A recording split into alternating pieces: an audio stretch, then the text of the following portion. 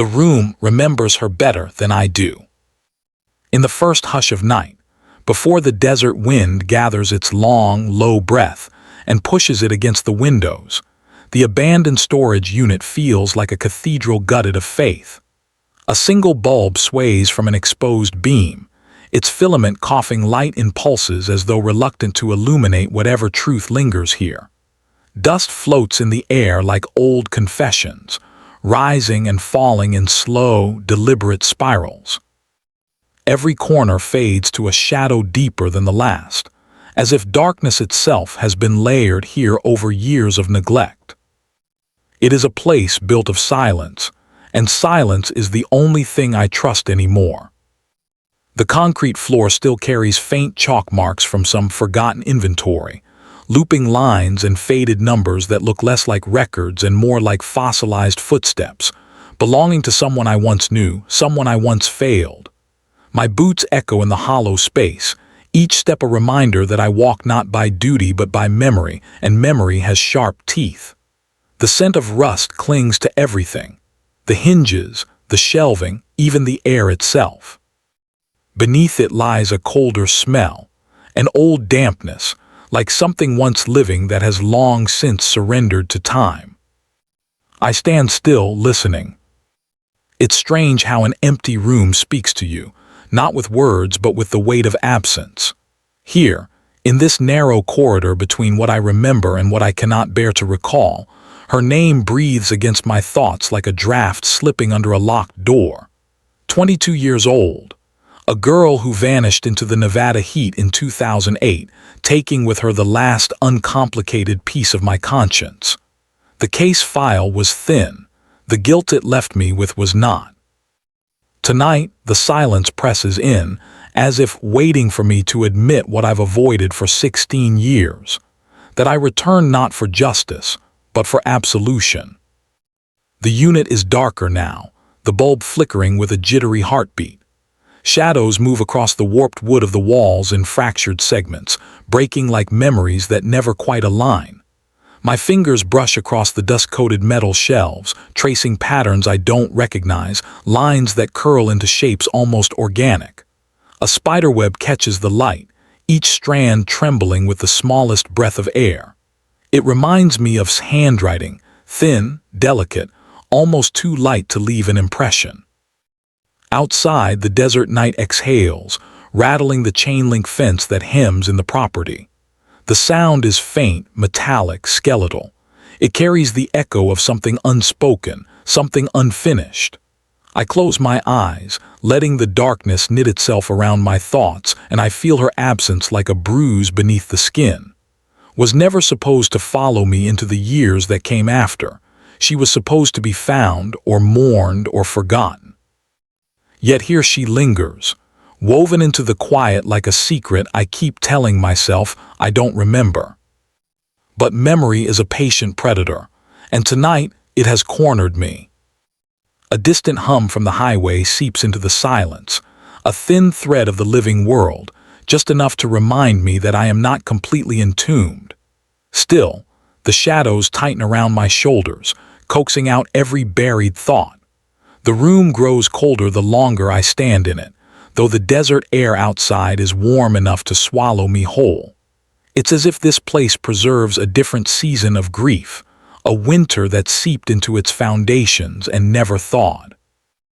I breathe in the dust, the rust, the ache of 16 empty years, and in that breath I swear I hear her voice, not clear, not literal, but a shape of sound, a contour of memory, a whisper hiding inside unfinished sentences, a reminder of what I lost the moment she disappeared. The room remembers her better than I do. And that is why I returned. It arrived in a plain brown envelope, the kind cheap enough to be bought in stacks of 40. No return address, no smudged fingerprints, only my name typed in small, meticulous letters, Rowan Vale, Ret, followed by an address I wish no one still remembered. It felt wrong in my mailbox, as though it had traveled not by mail but by consequence. I waited a full hour before opening it, An hour of circling the kitchen like an animal sensing the trap beneath familiar ground. When I finally sliced it open, something small slid into my palm, lighter than air yet carrying the gravity of a confession. A brass key. Old, weathered, its bow engraved with a shape so faint I thought at first it was a trick of light, the outline of a moth, wings outstretched, body slender as a thought disappearing. Beneath it lay a single scrap of paper. "You missed something." 3 words that reeked of accusation, or invitation, or both. The moment my eyes met the key, the years collapsed. I was back in 2008, standing outside the residence, unable to swallow the tight coil of failure in my throat. This room had held drawings of moths, dozens of them, each pinned in careful rows on a corkboard above her desk. She once wrote in her journal, "They come to the light because they trust it. I wish I could trust mine."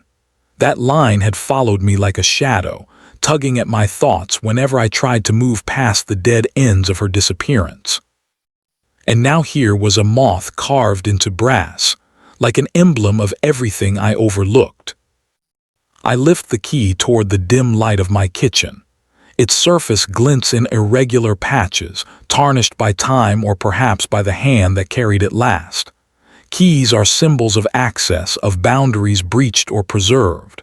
But this one feels different, less like permission, more like accusation. It's cold against the skin, colder than metal has any right to be in Nevada's desert heat. I can almost feel it pulsing, a quiet heartbeat of its own. The paper scrap still lies on the table, edges uneven where it was torn rather than cut. The ink is thin, letters printed rather than scrawled, as if the writer feared their own handwriting would betray something. Yet the message throbs with intimacy, a reminder that whoever sent this knows what meant to me long before the case file ever touched my hands. I remember her mother, eyes red but voice steady, saying, "You'll find her, won't you?" And I remember the lie I answered with, "Yes." But this key tells me the answer was always no. Over the next day I examined it, magnifying glass, digital light, the works, but found nothing new. The moth engraving grew no clearer, no deeper.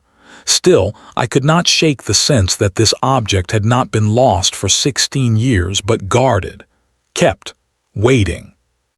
And like a moth itself, I drifted back to where it wanted me. The storage unit door protested with a groan when I unlocked it tonight, the padlock stiff with rust and disuse.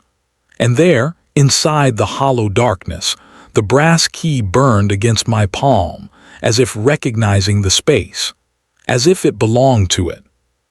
Something in me tightened. The key is not just symbolic. It is a memory someone once resurrected. A guilt someone once returned to me like a debt. And its absence, once a quiet ache, now feels like an open wound.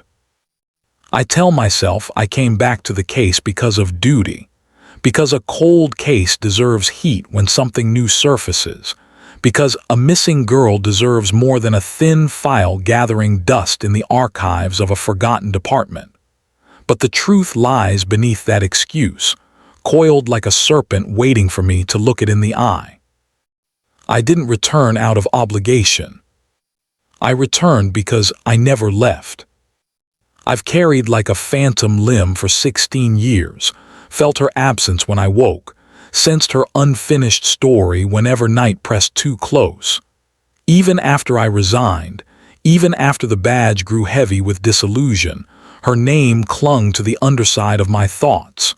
A quiet echo I pretended I didn't hear.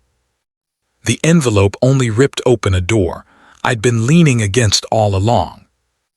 Tonight, standing in the echoing dark of the storage unit, the truth murmurs through me in thin, intrusive threads.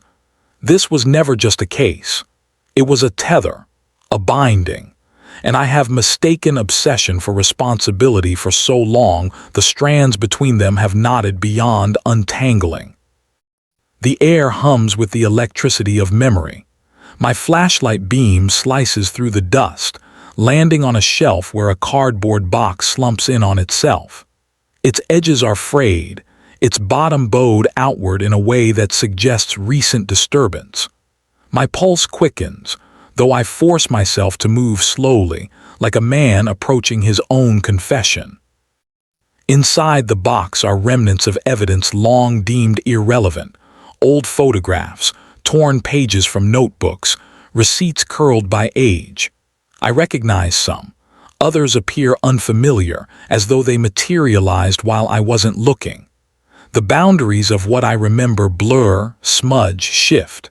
It feels like touching a dream I once lived but can now only interpret. A single photograph lies atop the pile. Stands in a field of pale grass, the Nevada sun turning her hair into a crown of fatting gold. Her smile is small, hesitant, almost shy, as though she knew the camera would capture more than her face. On the back, written in faint ink, "Rowan took this." The handwriting isn't hers. My breath knots in my chest. I shouldn't have been near her life, outside the investigation. I shouldn't have been close enough to capture her like this. But the memory of that day hovers just beyond reach, distorted by guilt or time. I can almost hear her laugh, quiet, breathy, the kind of sound someone makes when they aren't used to being happy. I tell myself I was only doing my job. I tell myself many things. The box offers no comfort. Each item feels like a small indictment, a breadcrumb of my own involvement scattered across years of denial. The more I sift through them, the more the air thickens, pressing against my ribs. And then I see it, a ribbon, navy blue and frayed at the ends.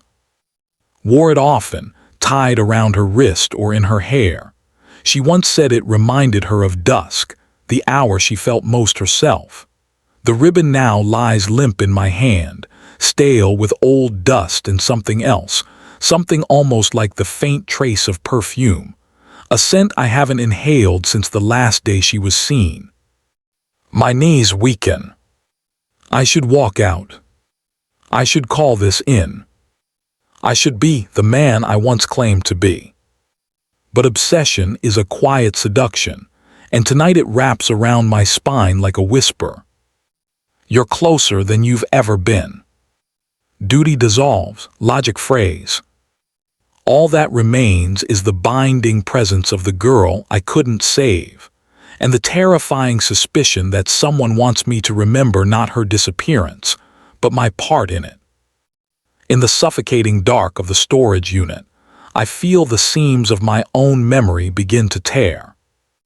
And for the first time since 2008, I am afraid not of what I will find, but of what I already know. The days after the key's arrival melt together in a haze of half-sleep and relentless thought, each hour dragging me deeper into the seams of the past. I sift through old transcripts, notes, taped interviews, voices from 2008 crackling as though whispering through the static of memory. And slowly, inevitably, the people who once hovered at the edges of life step forward again, each carrying a fragment of her, each carrying a fragment of me. I start with her mother, a woman carved from the quiet grief that settles when hope hasn't vanished but has grown tired of trying. Her voice on the old recordings is soft, trembling not from fear but from restraint, the kind a parent must learn when grief threatens to consume the room. I remember sitting across from her in 2008, the smell of chamomile tea lingering in her kitchen while she folded and unfolded a dish towel as if it were a lifeline. Saw through me even then. She knew I took the case personally, though she never asked why. Now in the present I dial her number but do not speak when she answers. I just listen, her breaths, her silence, her small hello. That sounds like a plea. Something in me cracks at the sound. I hang up before I can betray anything more. She deserves answers, not an echo of the man who failed her. Then there was Hale's closest friend.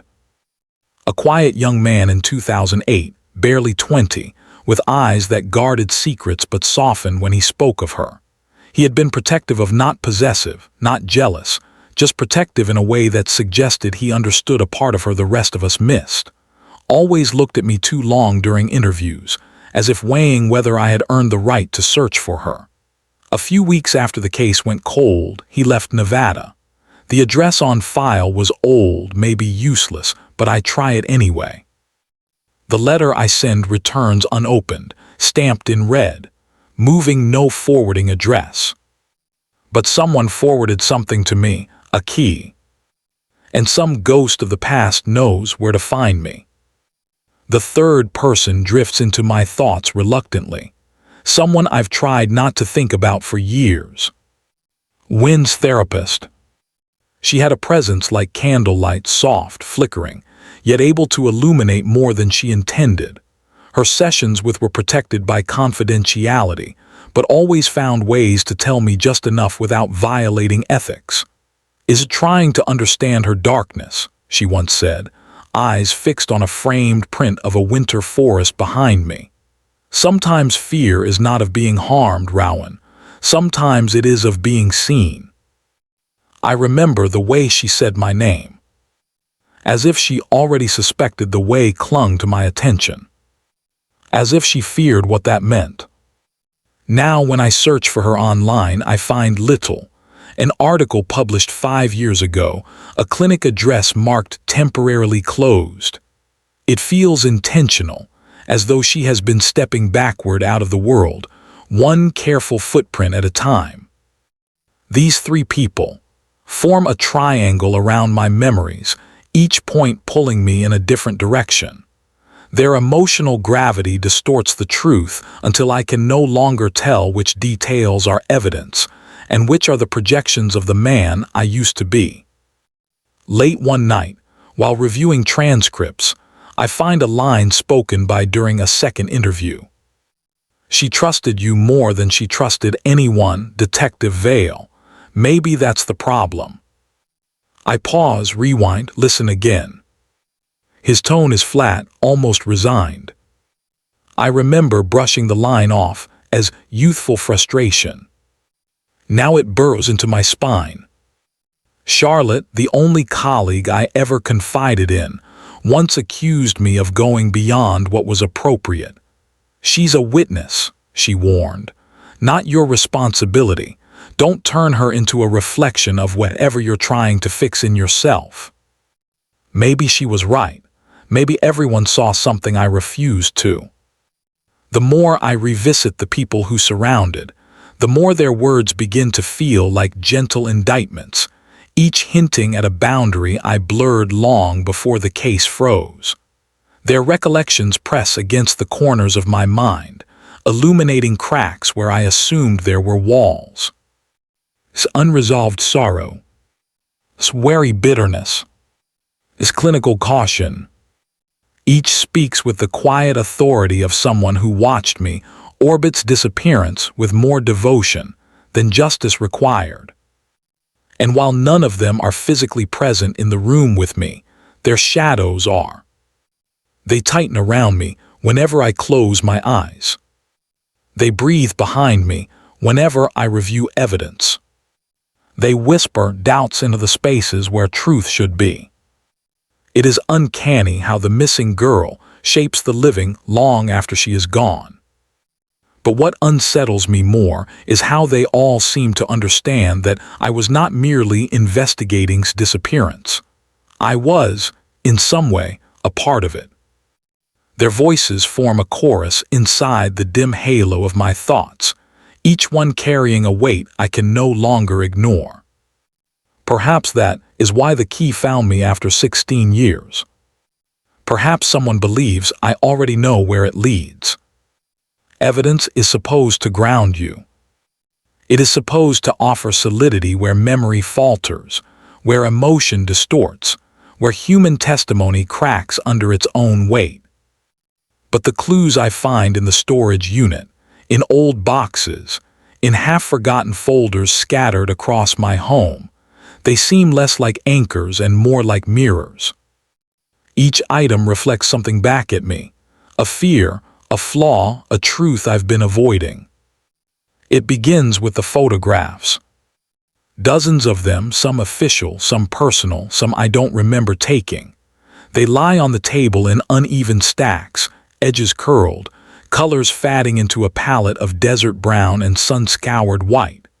Appears in several, though never looking directly at the camera.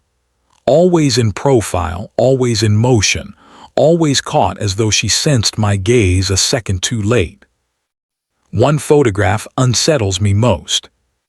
It shows her in shadow, standing outside the shuttered entrance of Oasis Motel, the flickering vacancy sign bleeding red around her silhouette. Her hands are clasped together, head slightly bowed, as if she's praying or waiting for someone she knows won't come. The timestamp on the back suggests it was taken 2 days before she vanished. But the angle of the shot. It was taken from inside a car. My car. I stare at the photo long enough that the edges blur. My memory insists I wasn't there that night. But memory, I've learned, lies when shame becomes its puppeteer. Next, I open the diary. I found it hidden beneath a false bottom in one of the boxes, a pale blue notebook with moths sketched along the margin. Handwriting trails across the pages in thin, slanted lines, thoughts scattered like fragile wings. Some people show kindness because they see your pain. Some show it because they want you to see theirs. Rowan said the world is quieter at dusk. I don't know if he meant it for me. Sometimes I think people disappear long before their bodies do. I read that last line 3 times, each with a different suspicion about who she meant. Patterns form the longer I study the clues, circles overlapping circles. Photos of the desert at twilight. Sketches of moths drawn obsessively, each with slight differences I cannot decipher. Receipts from diners along Route 50, one of them dated on a night I swear I was home. A cassette tape labeled L, Session 12, though the public record only logged 11. I play it. Static, then breathing, then Wynn's voice, soft but steady. You said he makes you feel seen. Can you tell me how? A pause, a nervous laugh, then whispers. It's strange. I don't think he realizes he's the one who's lonely. My stomach turns. There is no mention of who he is. There doesn't need to be. The last item I find is the one that rattles me hardest. A hand-drawn map. Simple lines, a desert ridge, a small X marked near a stretch of abandoned road, on the back written faintly. You were supposed to meet me here. My hands tremble so violently the paper flutters. These clues, photos, diary entries, recordings, the map, they feel arranged rather than discovered. Planted not by chance but by intention. Each one crafted to push me deeper into a narrative I do not remember writing. But as I stare at them under the dim kitchen light, the most chilling part is not the evidence itself. It is the growing certainty that someone wants me to see myself inside it. Not as investigator, not as witness, but as something much closer to the center of her disappearance. Sleep becomes a foreign language, one I can understand but cannot speak. My nights unfold like distorted film reels, spliced scenes of laughter, her silhouette at the motel, the map's lonely cross in the desert. Every dream ends the same, with me standing in some unfamiliar landscape, calling a name that my throat forms automatically, as though I've been calling it for years. The deeper I sink into the investigation, the more the boundary between memory and imagination thins. I no longer trust the edges of my own recollections. Tonight, I drive to the location on the map, the place marked with that small, taunting X. The desert wind claws at the side of the car, pulling loose gravel into tiny tempests around the tires. The moon hangs low, its glow smudged by drifting clouds, turning the world into a canvas of gray and deeper gray. The coordinates lead to an abandoned culvert, half buried in sand. I step toward it, flashlight beam trembling. The air feels heavier here, as though saturated by something unsaid. The culvert's mouth yawns open, and the inside is colder than the night should allow. Something metallic glints at the edge of the beam. A bracelet. A navy ribbon twisted through its chain. My lungs seize. I kneel reaching for it, but the moment my fingers touch the ribbon, a wave of something, memory, fear, delusion surges through me with the force of truth long. Suddenly I am standing here again, but not as I am now. Younger, tired, desperate, calling her name while twilight sinks behind the ridge. A shape in the distance, running, stumbling, vanishing into shadow. My own voice echoing after her, raw with something I refuse to name. Then darkness. A long black corridor in my mind. A door I locked without knowing. I blink hard and the memory dissolves. Or the hallucination does. I cannot tell the difference anymore. Back in my home later that night, the storage box lies open like a wound. I sift through its contents once more. Photos, diary fragments, the cassette, the map. Hopping something will realign into clarity. But then I notice something I swear was not there before. A note slipped between two photographs. You found the place, now remember the night. It is written in my handwriting. My legs give out. I slide to the floor. Either someone is mimicking my hand with terrifying precision, or I wrote it myself during some forgotten spiral of obsession. My reflection in the darkened window looks like a stranger, eyes hollow, shoulders tense, face drawn into lines that speak of guilt more than grief. I stare at that figure, and for the first time I wonder if this entire investigation has not been about uncovering the truth at all, but about excavating the rot inside me. What if my own perception is the final unreliable witness?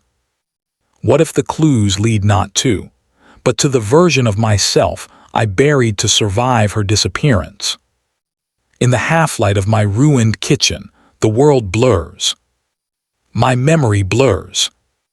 The truth blurs. And somewhere inside the blurring, I hear her voice again, faint as dust. Rowan, why didn't you come back? The worst part is not the question.